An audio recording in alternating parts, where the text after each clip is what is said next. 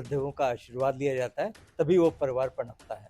और अगर आप वृद्धों को धुतकारेंगे, अनदेखा करेंगे, तो इसके मतलब आप नुकसान में रहेंगे। अगर यहाँ आप हम लोगों को धोखा दे सकते हैं, तो ऊपर वाला देख रहा है, आपको इसका नुकसान उठाना पड़ेगा। ये सरकार को सोचना पड़ेगा। कमांडर साहब का कहना है कि सड़-सड़ के जीने से अच्छा है कि लड़-लड़ के मरा जाए। क्योंकि हम भीख नहीं माँग रहे हैं।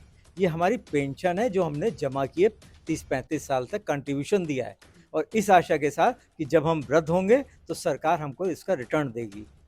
आप उनको पेंशन दे रहे हो जिन्होंने कोई अंशदान नहीं किया है। का ये कहना है कि जो आपने कहा था उसको झुठलाइए नहीं, सबका साथ, सबका विकास, पेंशनरों का सत्यानाश। सर 11-12 लाख करोड़ रुपए जमा है, उसपे अच्छा खासा इंटरेस्ट आता है, 65-70 हज़ार करोड़ रुपए इंटरेस्ट आता है पर ईयर और 17,000 करोड़ रुपए पेंशन बढ़ती है। बाकी फिर से जो बचता है वो फिर फंड में उठा के डाल देते हैं। उस दोस्तों हमारे साथ इस समय राजीव भटनागर जी मौजूद हैं। सर एक तो आपका चैनल पे स्वागत है। सेकंड मैं आपसे ये पूछना चाहूंगा कि सर सरकार की तरफ से सकारात्मक पहल होने के बावजूद भी हो रहा है, तो कहाँ कमी हो रही है सर पेंशन में? क्यों नहीं मिल पा रहा पेंशन? ये सरकार की इच्छा शक्ति की कमी है, क्योंकि वो देख रही कि ये बुज़ुर्ग लोग हैं, ज़्यादा कुछ हमें नुकसान नहीं कर सकते। पर उनको ये पता नहीं है कि घर में भी अगर होता है, तो सबसे पहले वृद्धों का आशीर्वाद लिया जाता है, तभी वो परिवार पनपता है। और अगर आप वृद्धों को धुतकारेंगे, अनदेखा करेंगे, तो इसके मतलब आप नुकसान में रहेंगे। अगर यहाँ आप हम लोगों को धोखा दे सकते हैं, तो ऊपर वाला देख रहा है, आपको इसका नुकसान उठाना पड़ेगा। ये सरकार को सोचना पड़ेगा। इसलिए सरकार को ये नहीं सोचना चाहिए कि ये लोग वृद्ध लोग हैं, किसी तरह निपट जाएँ, खत्म हो जाए, समस्या खत्म हो जाएगी, ऐसा नहीं है। हमारे यहाँ एक आदमी भी ज़िंदा रहेगा तो ये करता रहेगा और हमारे कमांडर साहब का कहना है कि सड़-सड़ के जीने से अच्छा है कि लड़-लड़ के मरा जाए। क्योंकि हम भीख नहीं माँग रहे हैं। ये हमारी पेंशन है जो हमने जमा किए 30-35 साल तक कंट्रीब्यूशन दिया है और इस आशा के साथ कि जब हम वृद्ध होंगे तो सरकार हमको इसका रिटर्न देगी।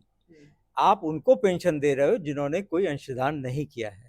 आप दीजिए, किसी को भी दीजिए, पर जिनका पैसा है, जिनसे आपने वायदा किया 95 में कि जब ये स्कीम लाए थे कि आपको सरकारी पेंशन से 10% अधिक मिलेगी और आज हालत ये है कि 10% भी नहीं मिली।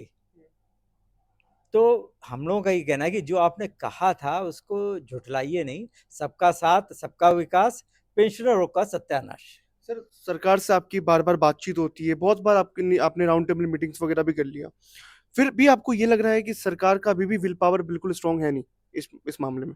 नहीं, सरकार के पता नहीं क्या उनको ये समझ में आ रहा है कि हर तरीके से हम लोगों ने प्रेज़ेंटेशन दिया।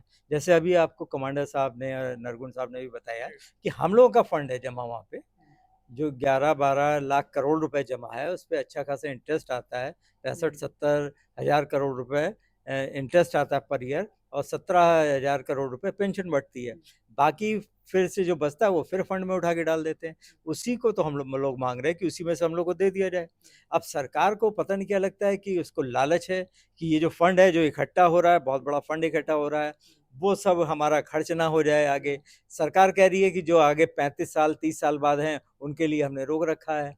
तो जो लोग अभी ज़िंदा हैं, वो मर जाएँगे, 35 साल बाद वालों के लिए इंतज़ाम है। पता नहीं सरकार की क्या पॉलिसी है, हमें तो समझ में नहीं आ रहा। और मैं तो ये कहूँगा कि हम लोग देखिए असहाय हैं और हम लोगों के पास कोई ना धन है, ना शक्ति है, ना कुछ है। आप देख रहे हैं हम लोग ज़मीन पे ही सब लोग लेटे हुए हैं, अगर आप दिखाना चाहें तो दिखा सकते हैं कि हम लोग ज़मीन पे सब लेटे हुए हैं, ऐसे ही काम करते रहते हैं सारे हमारे पेंशनर। हमारा ये कहना है कि अगर मीडिया जैसे है तो कई-कई बातों को लेके बहुत हाइपर होता है, दिखाता रहता है। अगर हमारे मुद्दे को लेकर वो इसी तरीके से मेन स्ट्रीम में दिखाए ने तो हाँ, तो जो अगर मेन स्ट्रीम मीडिया दिखाएगा, तो सरकार को सीधे समझ में आएगा और उसको समझ में भी आएगा कि इनके अनदेखा करने से हमें क्या नुकसान हो सकता है।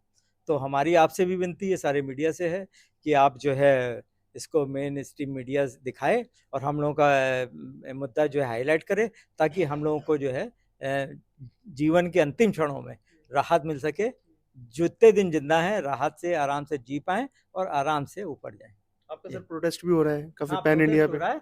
देखिए, वृद्ध पेंशनर से आप बहुत बड़ी उम्मीद ना रखिए कि लाखों में चले आएँगे। साधन नहीं है, स्वास्थ्य खराब है, कैसे-कैसे घर में प लोग पड़े हुए हैं। पर फिर भी जितने आ रहे हैं, हमारा एक पेंशनर आ रहा है तो आप समझ लीजिए वो 10,000 के बराबर है। तो आप उस हिसाब से काउंट करिएगा। और यहाँ पे परमिशन भी नहीं है ज़्यादा आने की, फिर भी जो लोग आ रहे हैं बहुत जोश के साथ आ रहे हैं। और हमारे राष्ट्रीय नेताओं ने, कमांडर साहब हैं, रजावत जी, नरगुन साहब ने निश्चय किया है कि हम किसी भी तरीके से होगा यहाँ से हटेंगे नहीं, भले ही हमें उठा के ले जाए, जेल में बंद कर दे, कुछ करे, हम अपनी मांग पूरी करा के ही यहाँ से जाएंगे। ये सोच के हम लोग अब किसे आए हैं। क्या सर प्रोटेस्ट में सरकार की तरफ से कोई योगदान होगा, कोई सांसद या कोई, क्योंकि सांसद का सत्र भी चालू नहीं, है। ऐसा है, पिछली बार 26 सांसद आए थे, सभी दलों के आए थे, हमारा किसी दल विशेष या धर्म विशेष से नहीं है। 26 सांसद आए थे पिछली बार, और उन्होंने हमारे यहाँ आने के बाद लोकसभा के गेट पे प्रदर्शन किया था, हमारा ही बैनर लेके कि इनकी पेंशन बढ़ाओ। लोकसभा में सबसे ज्यादा बार EPS 95 पेंशन मुद्दा उठा, सरकार ने इस कान से सुना, उस कान से निकाल दिया। पर अब की उम्मीद ये है कि 26 आए थे, उससे कहीं ज्यादा, कई टाइम्स उससे हमारे सांसद आएंगे, और वो अपनी बात हमारे सामने सुनेंगे भी हम लोग की, और संसद में भी उठाएंगे। हमारी तो प्रधानमंत्री जी से अनुरोध है और अब धैर्य हम लोगों की परीक्षा ना लें, कुछ घड़ी है, हम लोग को आराम से जीने दें, हम लोगों की पेंशन बढ़ाएं, वो स्वस्थ रहें, हम लोग भी स्वस्थ रहेंगे। सर पूरी बातचीत से मैं एक आखिरी क्वेश्चन पूछना चाहूंगा, क्योंकि बार बार लोग भी बोलते हैं, इस पे टिप्पणी करते हैं। पूरी बातचीत में सर, अभी तक जो सरकार के साथ बातचीत हुई है आपकी, आपके हिसाब से सर आप कुछ टाइमलाइन डिसाइड करना चाहेंगे इस चीज का?